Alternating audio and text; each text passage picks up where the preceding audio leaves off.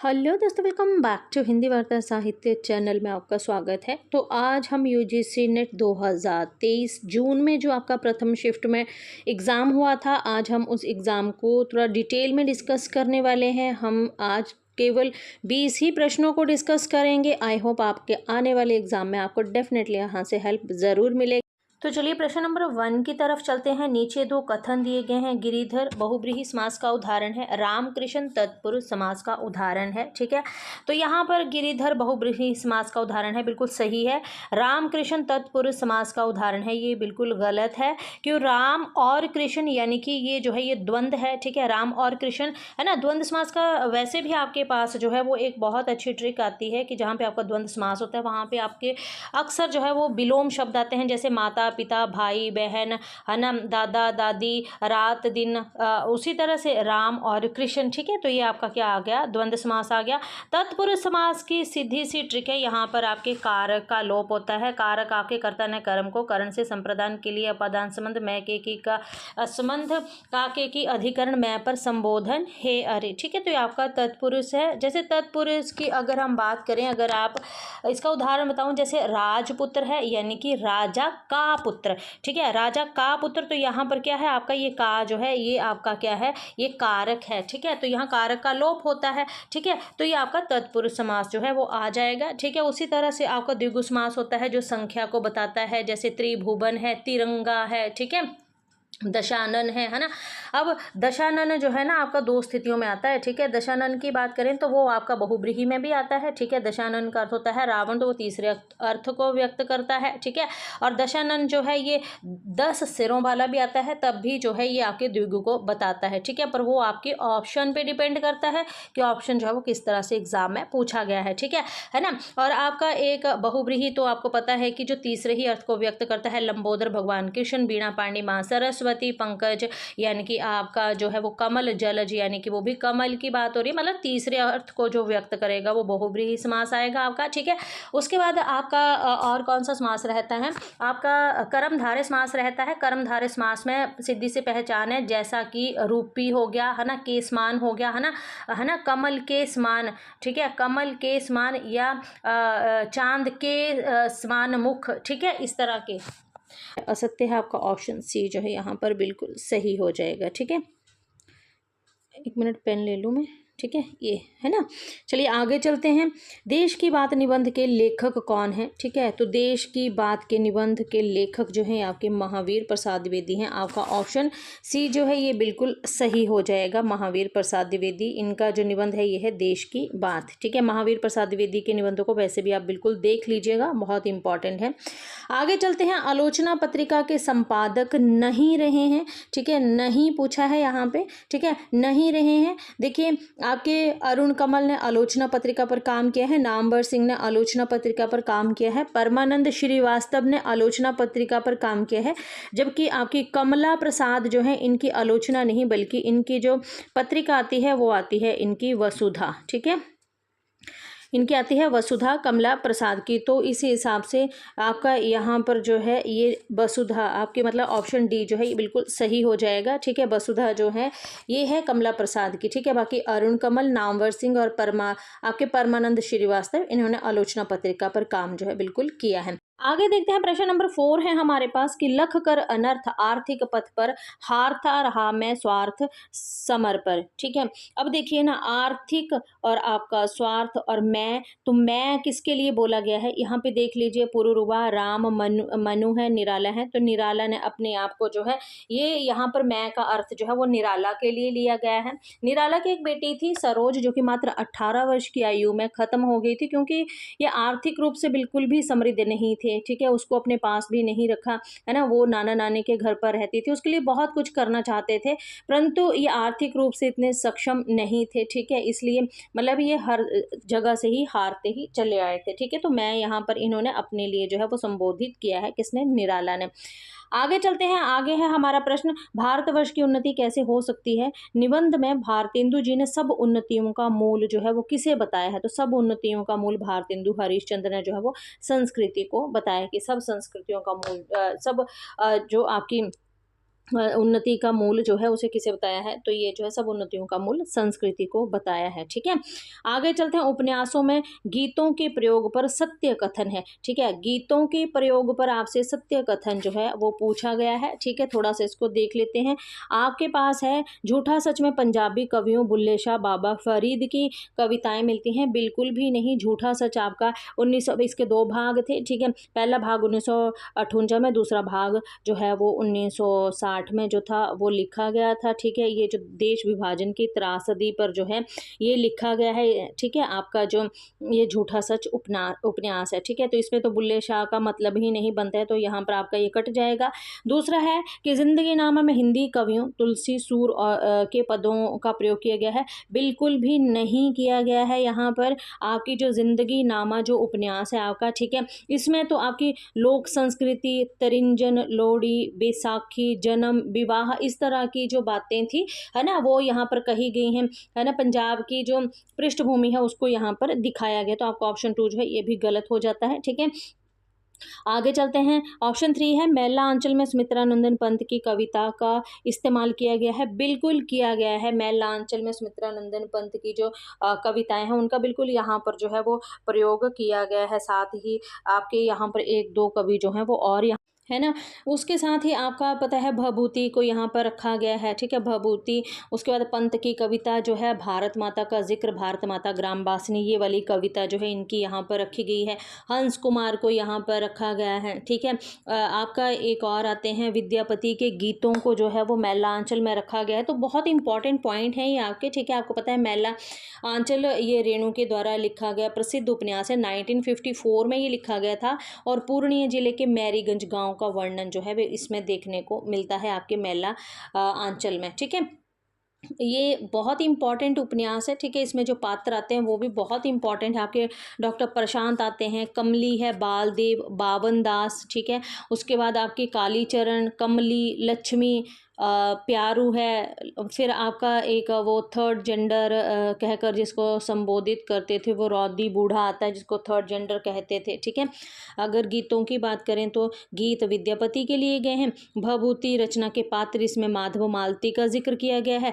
पंत की कविता का जिक्र इसमें किया गया है और हंस कुमार तिवारी की कविता दुनिया फूस बटोर चुकी है मैं तो चिंगारी दे दूंगा, इस कविता का जिक्र जो है वो भी आपके मैलांचल में है जो है वो किया गया है। तो बहुत इंपॉर्टेंट है आपका, देख लीजिएगा। ठीक है, आगे चलते हैं। आगे हमारे पास है कि मानस का हंस में मोहिनी रैदास का एक भजन गाती है। बिल्कुल मोहिनी जो है इसमें रैदास का एक भजन गाती है, बिल्कुल सही है। ठीक है, तमस में सर्वे भवंतु सुखिन का उपयोग किया गया है। बिल्कुल यहाँ पर जो है वो इसका उपयोग जो है वो किया गया है। ठीक है ना। तो आपका इस हिसाब से आपका 3, 4 और 5 है ना, तो आपका ऑप्शन सी जो है ये बिल्कुल सही हो जाएगा। ठीक है, 3, 4 और 5 आपका ऑप्शन सी जो है ये बिल्कुल सही हो जाएगा। ठीक है, आगे चलते हैं। आगे हमारे पास प्रश्न है, हाँ, प्रश्न नंबर 7 है हमारे पास। निम्न पात्र अलग अलग उपन्यासों के हैं। पात्रों को जो है बोला उनके तत्व संबंधी उपन्यासों के प्रथम प्रकाशन वर्ष के अनुसार बांध के क्रम में आपको लगाना है। अब यहाँ पे आपसे ना क्या पूछा गया है, यहाँ पर आपसे जो है यहाँ पे आपसे डायरेक्ट पात्र पूछ लिए गए हैं। ठीक है, और पात्र के साथ साथ देखिए कितना मतलब अगर आपको पात्र पता है, ठीक है, तो आपको ये भी पता होना चाहिए कि यहाँ पर बोला क्या गया है, कौन से उपन्यास का कौन सा पात्र है, तब तो आप प्रकाशन वर्ष सही लगा पाओगे। अब आपको यही पता नहीं, आपने मान लीजिए कि उपन्यास के जो उपन्यास का जो प्रकाशन वर्ष है उसको तो रट्टा लगा लिया। ठीक है, पर आपको यही पता नहीं कि किस उपन्यास का कौन सा पात्र है, फिर कैसे करोगे। ठीक है, यहाँ पे सबसे पहले बात करते हैं। आपका आता है यहाँ पे नंबर 1 पे भैरवी दिया गया है, तो आई थिंक ये भैरवी नहीं होगा। भैरवी किसी भी उपन्यास की पात्र नहीं है। ठीक है, अघोर भैरव आपके ज़रूर आते हैं जो कि बाण भट्ट की आत्मकथा जिसका जो प्रकाशन वर्ष है वो है 1946। ठीक है, दूसरे नंबर पे इन्होंने लीजा को दे रखा है। लीजा जो है ये तमस उपन्यास की पात्र है। ठीक है, और तमस का प्रकाशन वर्ष जो है वो आपको पता है 1973 है ना, और ये जो होती हैं ये रिचर्ड्स की पत्नी होती हैं। ठीक है, उसके बाद बाद इन्होंने बेला को दिया है। बेला जो है ये राग दरबारी में आती हैं, ठीक है, राग दरबारी 1968 में आपका लिखा गया है। चौथे नंबर पर इन्होंने सरस्वती दी है। सरस्वती जो है ये आपके शेखर एक जीवनी जो है उसकी ये पात्र है, ठीक है। उसके भी दो भाग है ना, आपका 1941 जिसका पहला प्रकाशन 1941 और दूसरा 1944, ठीक है ना, शेखर एक जीवनी का। और बंती की बात करें तो बंती आपका झूठा सच का पात्र है। झूठा सच के भी दो भाग है, 1958 और दूसरा है 1960, ठीक है। तो इस हिसाब से आप देख लीजिए कि यहाँ पर आपका जो सही क्रम जो आपका रहता है, ठीक है, तो आपका ऑप्शन बी जो है ये बिल्कुल सही रहता है। सबसे पहले जो है वो आपका आएगा सरस्वती, यानी कि आपका शेखर एक जीवनी 1941 में, ठीक है। दूसरा आएगा आपका बाण भट्ट की आत्मकथा 1946 में, ठीक है। तीसरा आपके पास आएगा बंती झूठा सच उपन्यास 1958 और 1960, यानी कि 1958 आप ले सकते हैं यहाँ पर, ठीक है ना, पहला ही भाग हमें दिया है वैसे भी, ठीक है। और नंबर 3 पर बेला है ना। बेला जो है आपकी ये राग दरबारी की है, तो राग दरबारी का प्रकाशन वर्ष 1968 है, ठीक है। और उसके बाद आते हैं आपके नंबर इस पर आता है आपका लीज़ा। लीज़ा जो है ये तमस उपन्यास के पात्र 1973 में ये लिखा गया, तो आपका ऑप्शन बी जो है ये बिल्कुल सही हो जाएगा, ठीक है ना। तो इस तरह से क्वेश्चन जो है वो आपके पूछे जाते हैं, है ना, इसलिए आप थोड़ा सा मतलब हर तरीके से जो है प्रश्न आपके यही रहेंगे। यही उपन्यास है, 13 उपन्यास आपको लगे हैं, यही के यही उपन्यास रहने हैं, ठीक है। यही प्रकाशन वर्ष रहना है, यही इनके पात्र रहने हैं। बस पूछने का तरीका जो है एग्जामिनर का जो है वो हर बार अलग हो जाता है, ठीक है। तो चलिए आगे बात करते हैं। आगे हमारे पास प्रश्न नंबर 8 है, सूची 1 को सूची 2 से मिलान करना है, ठीक है। अब यहाँ पे देख लेते हैं, थोड़ा सा मैं पेन ले लूँ। सबसे पहले तो ये झूठा सच जो आपका उपन्यास आता है, ठीक है, उसके ये पात्र हैं सभी, ठीक है। 2 भागों में आपका ये उपन्यास है, 1958, ठीक है, और दूसरा है 1960। इसके ये 2 भाग हैं आपके, ठीक है।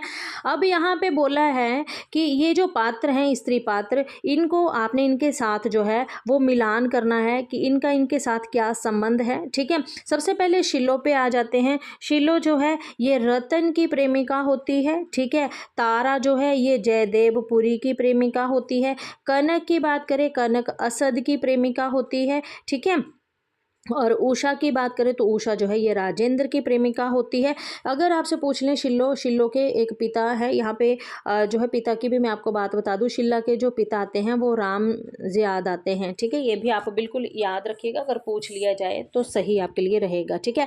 ये सब आपके झूठा सच उपन्यास को बिल्कुल पढ़िएगा, 2 से 3 बार इनके जो उपन्यास है बिल्कुल उनको पढ़ लीजिएगा। शिल्लो जो है ये रतन की प्रेमिका है, तारा जयदेवपुरी की, इसका पूरा नाम जयदेवपुरी है, ठीक है, जयदेवपुरी की प्रेमिका है। कनक की बात करिए असद की प्रेमिका है। उषा की बात करिए ये राजेंद्र की प्रेमिका है, ठीक है। चलिए आगे चलते हैं।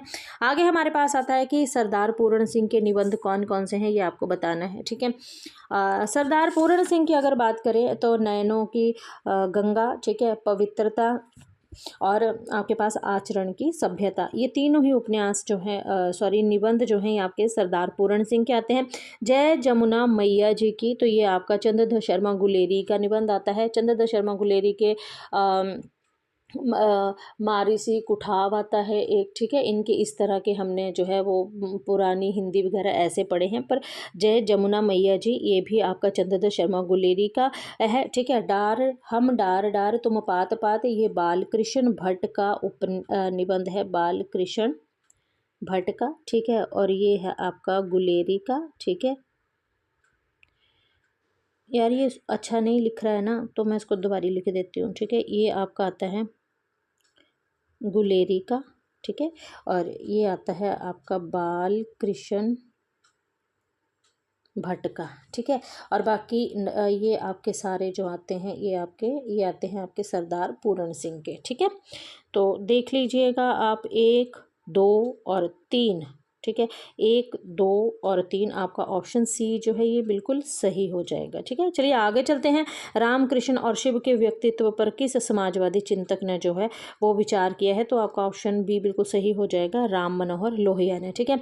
आगे चलते हैं। निम्न पुस्तकों को उनके प्रकाशन वर्ष के अनुसार जो है वो आपको क्रम में लगाना है, ठीक है। ये नामवर सिंह की मतलब जो भी आलोचनाएँ हैं, ठीक है, जो भी इनकी आलोचनाएँ आती हैं ना, इनको बिल्कुल पढ़िएगा, सारी की सारी को पढ़िएगा। प्रथम, द्वितीय, तृतीय, चतुर्थ तो पंचम अंतिम, मतलब मेरे बोलने का मतलब है कि किसी को भी आपको छोड़ना नहीं, क्योंकि इनकी हर एक जो आलोचना है, निबंध हैं, ये सारे के सारे आपके इंपॉर्टेंट है। ठीक है, सबसे पहले तो ये जो सारे ही आपके आते हैं, है ना, ये नामवर सिंह की आलोचनाएं हैं आपकी। ठीक है, दूसरी परंपरा की खोज है 1982 में। ठीक है, इतिहास, अगर इतिहास और आलोचना की बात करें तो इसका जो प्रकाशन वर्ष है वो 1957 है। ठीक है, कविता की ज़मीन और ज़मीन की कविता आई थिंक ये 19 मुझे इसका थोड़ा पता नहीं है। ठीक है, आप देख लीजिएगा इसको, अगर आपको वेरीफाई हो तो मुझे भी ज़रूर बताइएगा।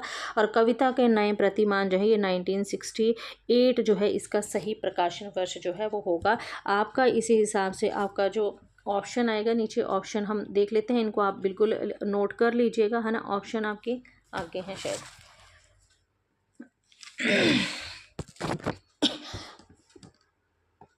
यहाँ पे चलते हैं। ठीक है, आपका ऑप्शन यहाँ पे जो है ऑप्शन ए जो है ये बिल्कुल सही आ जाएगा। आपका ऑप्शन ए जो है ये बिल्कुल सही आ जाएगा। ठीक है ना। अब देखते हैं कि हमारे ऑप्शन ए में जो है वो क्या क्या बोला गया है यहाँ पे। ठीक है, पीछे जाना पड़ेगा मुझे थोड़ा सा इसको,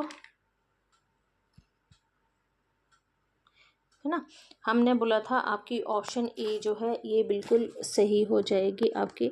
ठीक है, सबसे पहले जो है वो आपका आएगा, ये नंबर 1 पे आ जाएगा, इतिहास और आलोचना। ठीक है, फिर आएंगे आपके कविता के नए प्रतिमान। ठीक है, फिर आएगा आपका दूसरी परंपरा की खोज। ठीक है, फिर आएगा आपका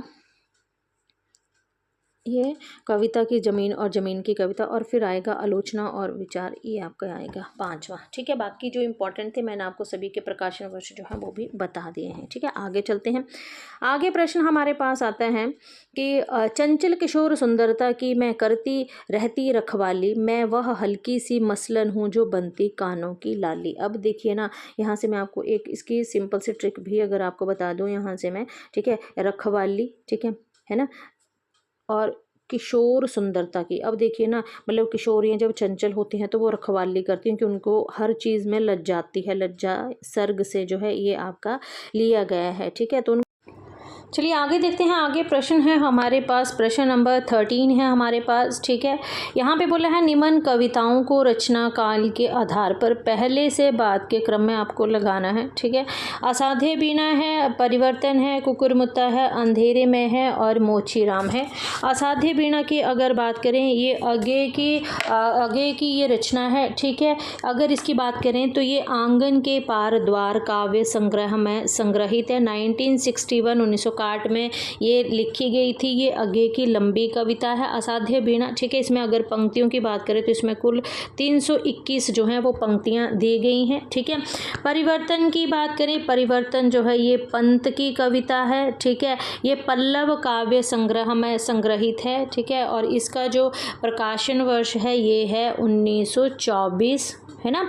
उसके बाद अगर कुकुरमुत्ता की बात करें, ये निराला की रचना है। ठीक है, कुकुरमुत्ता को तो हमने कल ही किया था। ठीक है, कुकुरमुत्ता का जो प्रकाशन वर्ष है वो है 1942, है ना, 1942 है, और ये निराला की जो है ये रचना है। ठीक है, उसके बाद अगर मोचीराम की बात करें तो मोचीराम जो है ये आपकी 1972 में लिखी गई थी, धूमल की ये रचना है, और संसद से सड़क तक काव्य संग्रह में जो है ये संग्रहित है। ठीक है, अंधेरे में बात करें, अंधेरे में मुक्तिबोध की रचना है जिसका प्रकाशन वर्ष 1964 है। ठीक है ना, और ये चांद का मुँह टेढ़ा में जो है ये संग्रहित है। ठीक है, तो इस हिसाब से आपका ऑप्शन ए जो है ये बिल्कुल सही हो जाएगा। ठीक है, सबसे पहले जो है आपकी परिवर्तन आएगी, फिर आपकी कुकुरमुत्ता आएगी, फिर असाध्य बीणा आएगी, फिर अंधेरे में, और अंत में आपकी जो आएगी वो मोचीराम 1972 में। ठीक है, तो एक बार मैं फिर से अच्छे से इनके प्रकाशन वर्ष जो है वो यहाँ पर लिख देती हूँ। ठीक है, ये 1961 है। ठीक है, परिवर्तन की बात करें 1924, ठीक है ना। मोचीराम की बात करें 1972 है ना। कुकुरमुत्ता की बात करें 1942 है। ठीक है,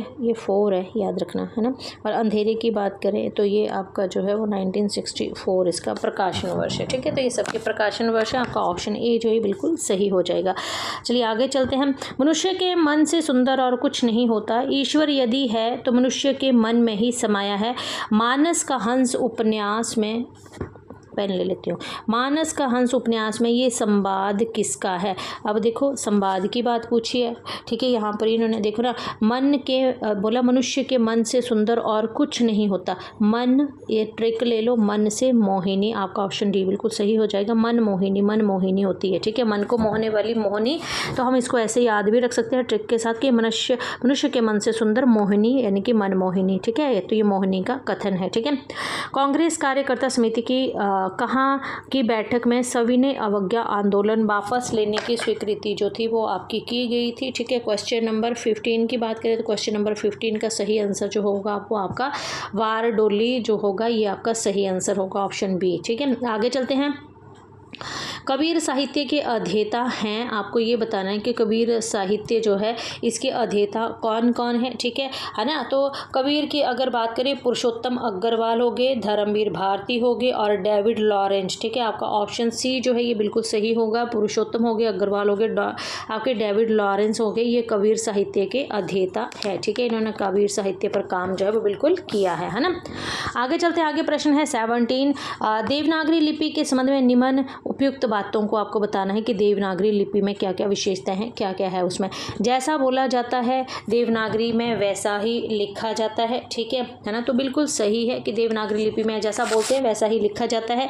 एक लिपि चिन्ह से अनेक ध्वनियों को व्यक्त करने की दक्षता इसमें होती है, बिल्कुल भी नहीं। एक लिपि चिन्ह से अनेक ध्वनियों को व्यक्त करने की दक्षता इसमें नहीं होती है, ठीक है। संविधान में देवनागरी लिपि में लिखित हिंदी को राजभाषा माना गया है, बिल्कुल माना गया है, ठीक है। देवनागरी लिपि में पंजाबी और उड़िया भाषा मिलती है। देवनागरी है तो पंजाबी और उड़िया क्यों मिलेगी, क्योंकि पंजाबी तो आपकी गुरुमुखी है, ठीक है। तो यहाँ पर तो इसका कोई काम ही नहीं है ना। तो ये आपका ऑप्शन जो है बिल्कुल गलत हो जाएगा।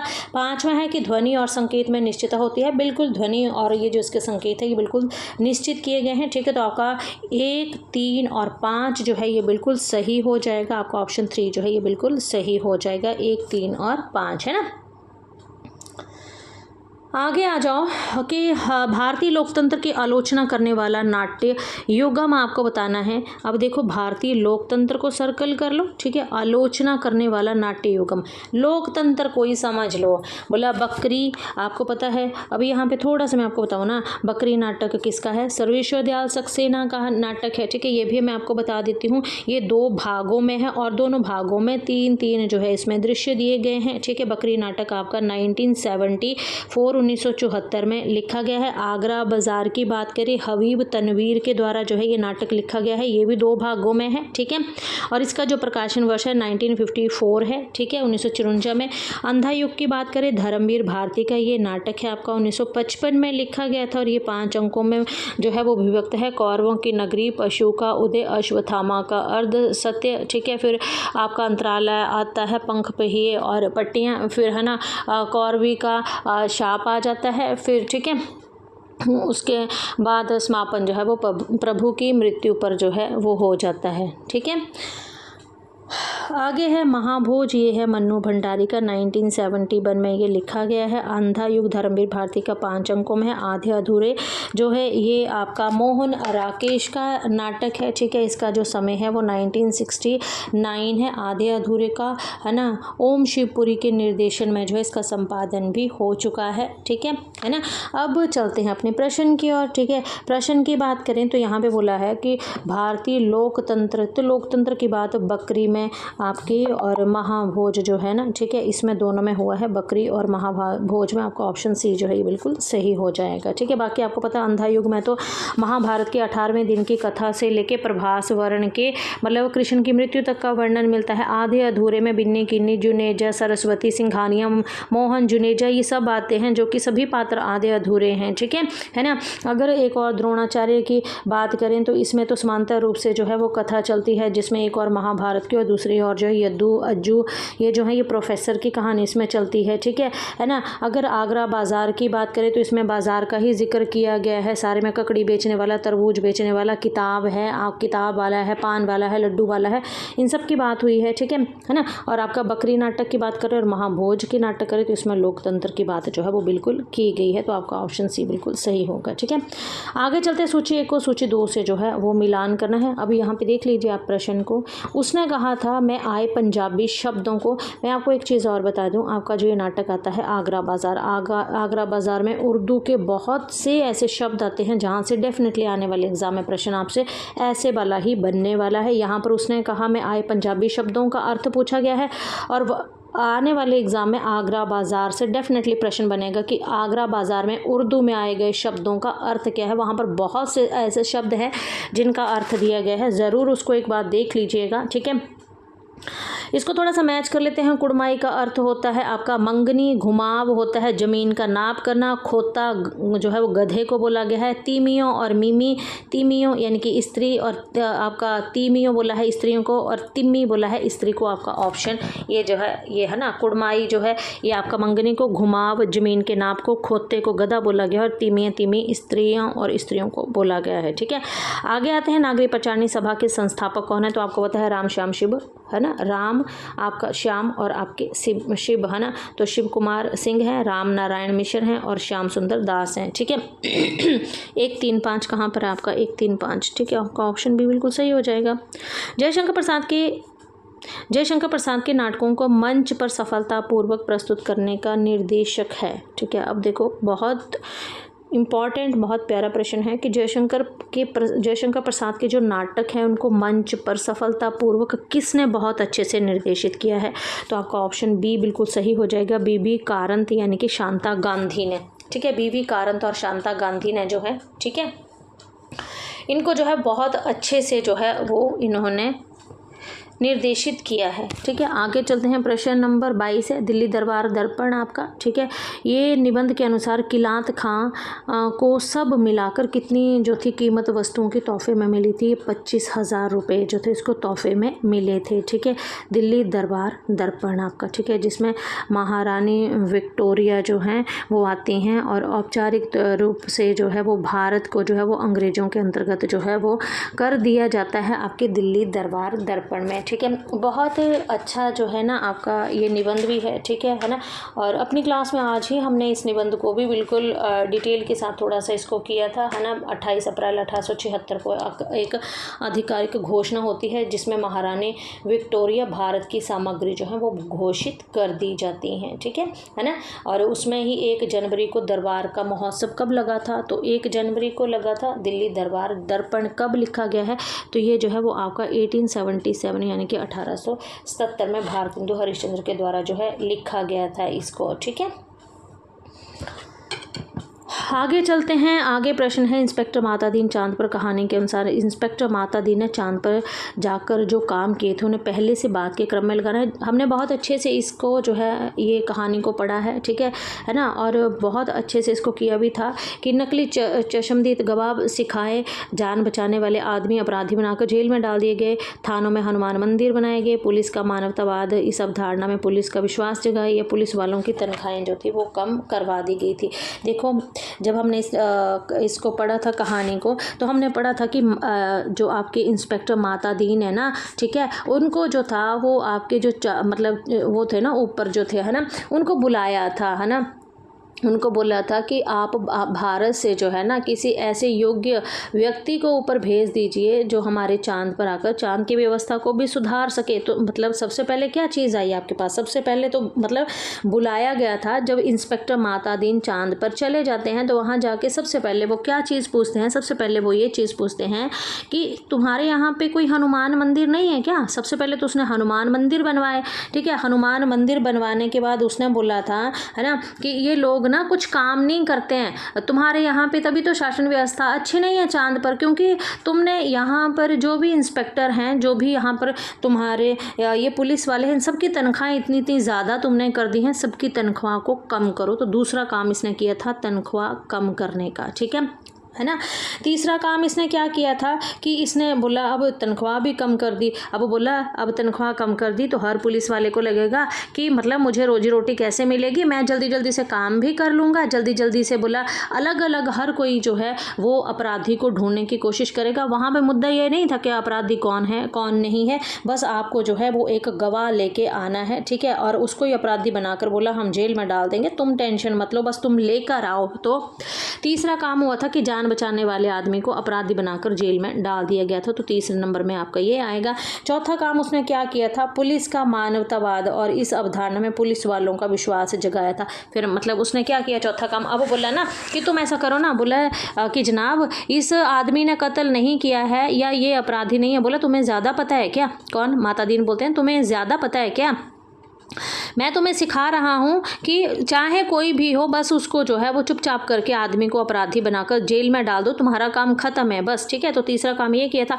चौथा काम उन्होंने पुलिस का मानवतावाद इस अवधारणा में पुलिस वालों का विश्वास जगाया था कि पुलिस वालों को ये बोला था कि मतलब अब बस तुमने अपराधी बना दिया, बस झूठ मूठ का इस पर आरोप लगा दो, इसको जेल में डाल दो। और फिर नकली चश्मदीद गवाह बनाने अंत में जो थे वो उसने सिखा दिए थे, ठीक है। तो आपका 5 पे आ जाएगा। सबसे पहले उसने जाकर हनुमान मंदिर बनवाए, फिर पुलिस वालों की तनख्वाहें कम करवाई, फिर जान बचाने वाले फिर जो भी आदमी थे अपराधी थे उनको जेल में डाला झूठ मूठ के, है ना। फिर उसके बाद जो है वो पुलिस को भी अपने विश्वास में ले लिए कि तुम्हें ऐसा ही करना है, ठीक है। और फिर अंत में जो थे वो नकली चश्मदीद गवाह बनाने भी उसने जो थे उनको सिखा दिए थे, है ना। जब आप इसको पढ़ोगे बहुत अच्छी ये जो है वो आपकी कहानी है, ठीक है। तो आपका ऑप्शन जो है वो ए बिल्कुल सही हो जाएगा, ठीक है। आपका 3 5 2 4 1 जो है ये सही क्रम रहेगा।